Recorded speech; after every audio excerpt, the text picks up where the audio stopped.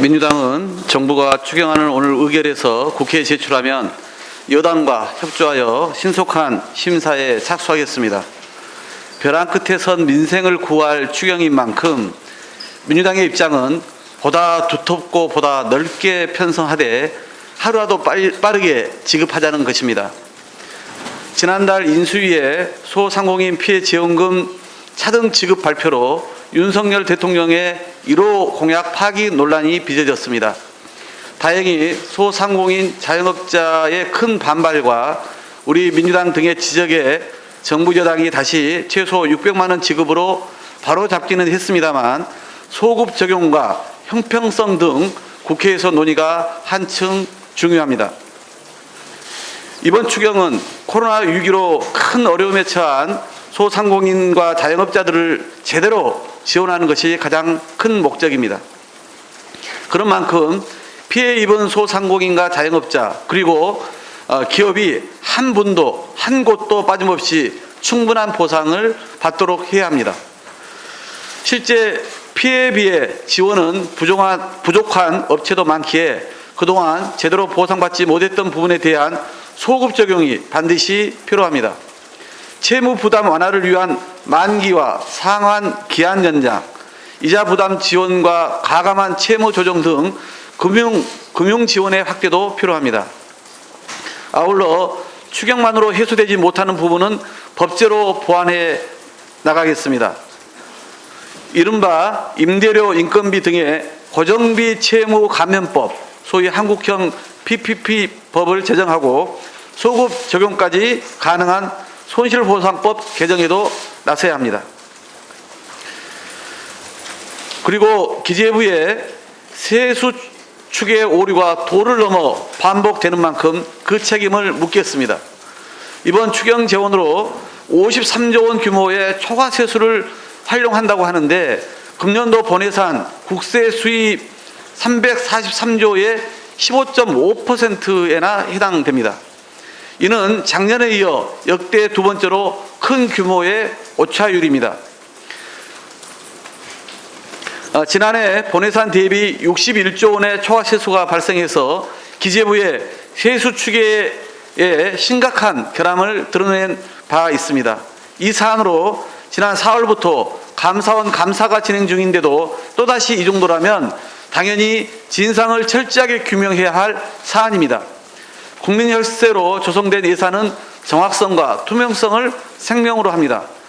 가계부를 쓸 때도 일리많은 계산이 맞지 않으면 이해가 타는데 나라 곳간 관리를 어떻게 하기에 해마다 이런 일이 반복된단 말입니까? 국민께서 용납할 수 없는 일입니다. 의도적으로 과소추계 해온 것인지 재무당국이 무능해서 그런 것인지 국회 차원의 진상규명에 반드시 나서 책임을 묻겠습니다. 어제 양당 원내 수석 부대표 간 회동이 진행되었지만 본회의 일정 합의에는 이르지 못했습니다. 한덕수 국무총리 후보자의 임명 동의안 가결을 보장하라는 국민의힘의 무리한 요구에는 도저히 동의하기 어렵습니다. 총리 인준 문제는 청문회를 통해 드러난 결과와 국민 여론을 반영해 의원총회에서 결정하게 될 것입니다. 국민은 윤석열 정부 첫 내각에 대해 이미 검증하고 판단하셨습니다. 드러난 인사 한 명 한 명의 부적격 사유가 결코 가볍지 않습니다. 오죽하면 국민의힘 내부에서도 자진 사퇴를 주장했겠습니까? 김종인 전 비대위원장조차 장관으로서 문제가 되는 사람을 법률적 잣대로 평가하면 정치가 안 된다. 국민 눈높이에 맞지 않으면 수용해야 한다고 쓴소리할 정도입니다. 정호영, 한동훈, 원희룡, 이상민, 박보균, 김현숙 이 6인의 장관 후보자는 국민 검증을 넘지 못해 용인할 수 없는 부적격자입니다. 그럼에도 윤석열 대통령이 나서 굳히기 내각을 강행하려고 합니다. 추경 국무회의를 볼모로 국회를 겁박하는 것이나 다름없습니다. 문제가 심각한 후보자를 외교안보와 경제 상황 등 당장 불가피한 사유로 임명을 강행하더라도 국민과 국회에 진정성 있는 사과와 양해부터 우선 구해야 하는 것입니다. 민주당은 정관특혜와 해전문 인사 등을 방지하는 이른바 한덕수 방지법을 추진하겠습니다. 이 법이 통과되면 변호사가 아닌 퇴직 공직자가 법무법인에 취업한 경우에도 인사청문회 등의 자료 제출이 의무화됩니다. 약탈적 학술지까지 활용하며 미성년 자녀의 스펙 쌓기로 특혜를 부여하는 것을 막도록 한 한동훈 방지법도 발의되었습니다. 국민의 상식과 우리 사회의 공정성을 실추시키는 공직자를 우리 국민은 원하지 않습니다. 민주당은 입법을 조속히 마무리지어 더 이상 국민에게 상실감을 주는 부적격 인사가 횡행하지 못하도록 근본적 대안을 만들겠습니다. 이상입니다. 윤석열 정부가 이틀 전 공식 출범했습니다. 윤 정부는 한 푼이라도 아껴서 민생을 돌봐야 하는 시기에 대통령 집무실과 관저의 연쇄적 이전에 엄청난 예산을 집행하면서 임기를 시작했습니다. 국민들은 붉은색 꽃을 들고 귀신을 쫓는 것처럼 보이는 청와대 첫 개방 행사를 보면서 하루도 청와대에 들어가지 않겠다는 독선의 그림자 속에 무속의 힘이 그를 지배하고 있는 것이 아닌지 걱정스러워합니다. 더 걱정스러운 것은 대통령의 취임사에 담긴 대한민국 5년의 청사진입니다. 대통령이 35번 강조한 자유와 빠른 성장이라는 논리는 1980년대부터 2008년까지 2008년 세계 금융위기 때까지 세계를 풍미했던 전형적인 신자유주의 논리입니다. 이 기간 동안 세계는 시장 만능주의가 득세하며 경제 양극화는 더 심해졌습니다. 이렇게 실패로 끝난 낡은 논리를 취임사를 통해 다시 듣게 되는 국민들과 전문가들의 심정은 어둡기만 합니다. 세계는 지금 기후위기와 불평등 해소를 화두로 삼고 있습니다. 이를 위해 그린 뉴딜에 집중 투자하며 지구도 살리고 새로운 산업과 일자리를 만들면서 화석연료 분야 일자리를 정의롭게 전환하는 데 집중하고 있습니다. 자본주의 특성상 부의 집중 문제를 공정한 배분을 통해 불평등을 해소하는 제도 역시 빼놓을 수 없는 숙제입니다. 민주당은 책임 야당으로서 기후위기와 불평등 해소 문제를 당면한 핵심 정책 과제로 삼아 대한민국이 과거로 후퇴하지 않도록 최선을 다하겠습니다. 아메리칸 캐슬을 만든 한동훈 후보자에 대해 한마디 하겠습니다. 이번 청문회를 통해 최소한 한동훈 후보자의 두 가지 능력은 입증된 것 같습니다. 하나는 스카이 캐슬을 능가하는 아메리칸 캐슬식 스펙 쌓기 능력이고, 다른 하나는 휴대폰 비밀번호 제공을 끝내 거부한 바와 같이 제대로 된 해명 없이 교묘하게 본질을 호도하는 이른바 버티기 능력입니다.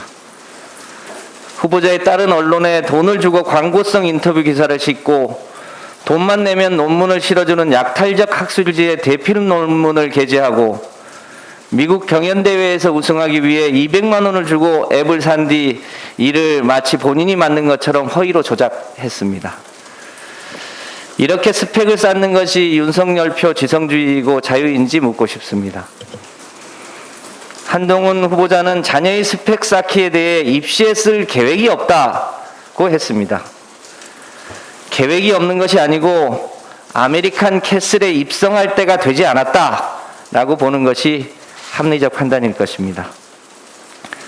더 가관인 것은 권성동 국민의힘 원내대표의 발언입니다. 권 대표는 부모의 재력에 따라서 교육을 받는 수준의 차이가 나는 것이 장관으로서 결격 사유가 될 수 없다고 했습니다. 돈도 실력이야, 너의 부모를 원망해 라고 말해서 국민의 공분을 샀던 최순실 씨의 딸 정유라 씨가 했던 말과 다를 바 없는 표현입니다.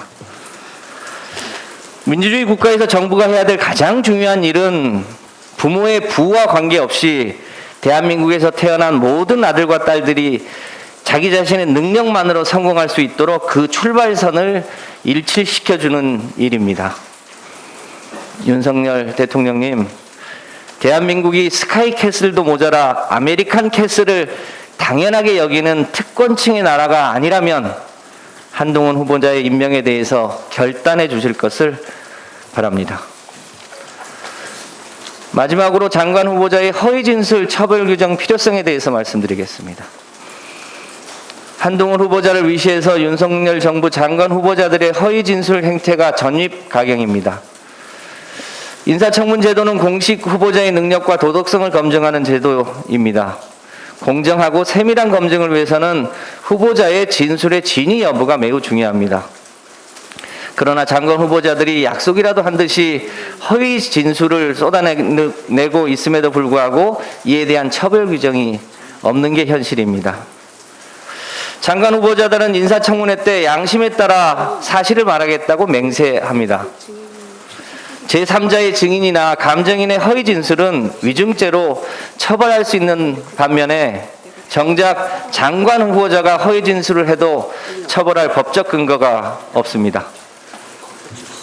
장관 후보자의 거짓과 이선으로 인사청문회를 방해하고 국민의 눈과 귀를 가리는 행위는 최소한 국정감사 수준 이상의 처벌이 필요하다고 판단됩니다.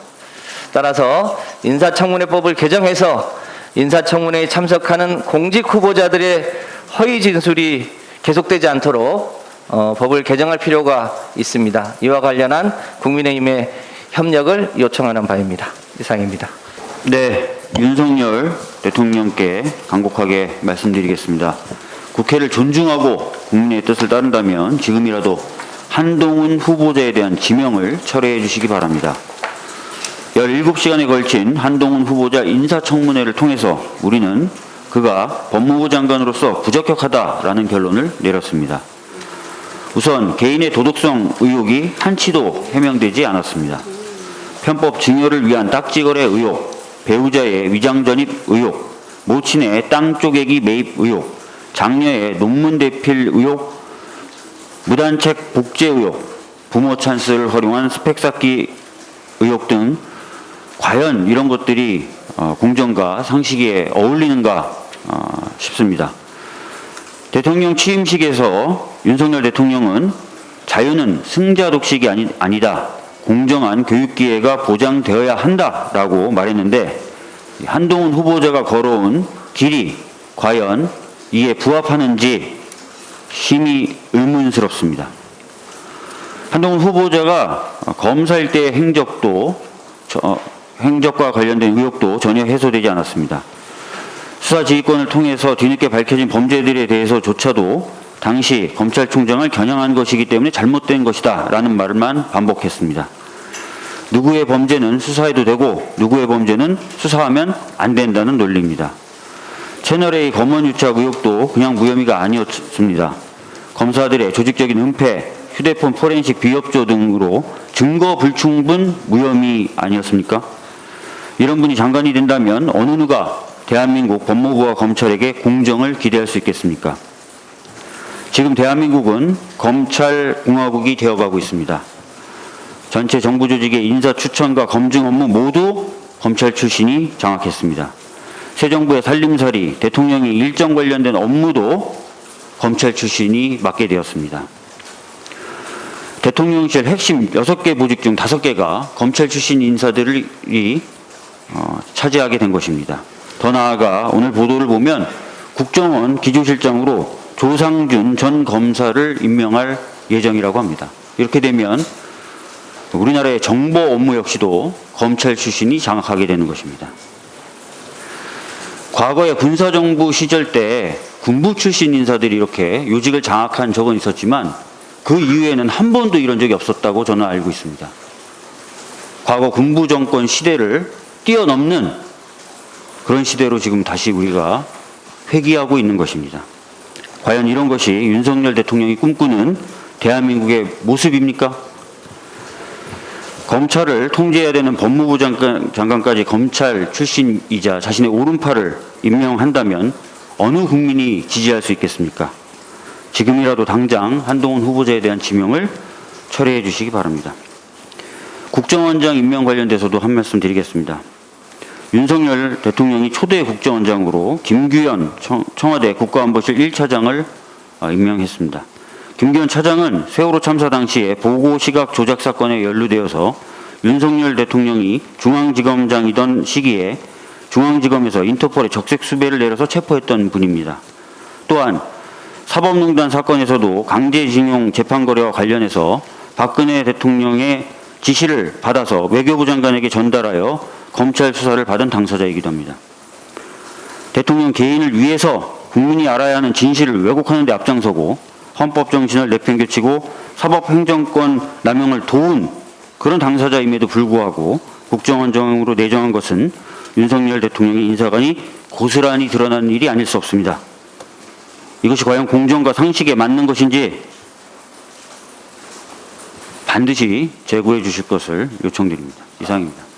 현재 공석인 차기 검찰총장 후보로 윤석열 대통령과 검사 시절 밀접한 친분이 있는 인물들이 거론되고 있습니다.